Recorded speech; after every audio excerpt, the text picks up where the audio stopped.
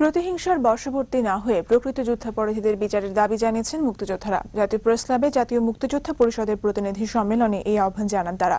এ সময় দেশকে এগিয়ে নিতে মুক্তিযোদ্ধাদের ঐক্যবদ্ধ হওয়ারও আহ্বান জানান তারা। জানাচ্ছেন ইমাম হাসান সৌরভ। জাতীয় মুক্তিযোদ্ধা পরিষদের দিনব্যাপী এই প্রতিনিধি সম্মেলনে অংশ নেয় বিভিন্ন জেলা থেকে আসা কয়েক হাজার মুক্তিযোদ্ধা। অনুষ্ঠানে প্রধান অতিথি অবসরপ্রাপ্ত কর্নেল অলি আহমেদ বীর বিক্রম মুক্তিযুদ্ধ ও মুক্তিযোদ্ধাদের নিয়ে সরকারের নানা কর্মকাণ্ডের সমালোচনা করেন।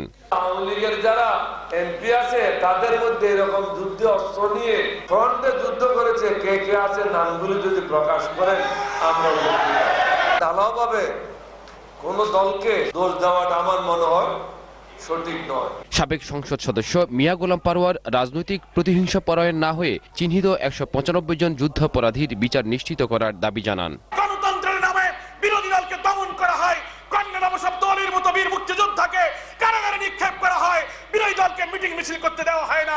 প্রকৃত মুক্তিযোদ্ধাদের বাদ দিয়ে বর্তমানে ভুয়া মুক্তিযোদ্ধাদের তালিকা হচ্ছে বলেও অভিযোগ করেন কেউ কেউ। জাতীয় ঐক্য প্রতিষ্ঠা করতে হবে, মুক্তিযোদ্ধাদেরকে আজকে এই ব্যাপারে সজাগ সচেতন হওয়ার জন্য আমি আহ্বান জানাচ্ছি। প্রকৌশলী মুসলিম উদ্দিনের সভাপতিত্বে অনুষ্ঠানে উপস্থিত ছিলেন অবসরপ্রাপ্ত মেজর জেনারেল সৈয়দ মোহাম্মদ ইব্রাহিম, ইসমাইল হোসেন বেঙ্গল সহ অনেকে। ইমাম হাসান সৌরভ, দিগন্ত টেলিভিশন, ঢাকা।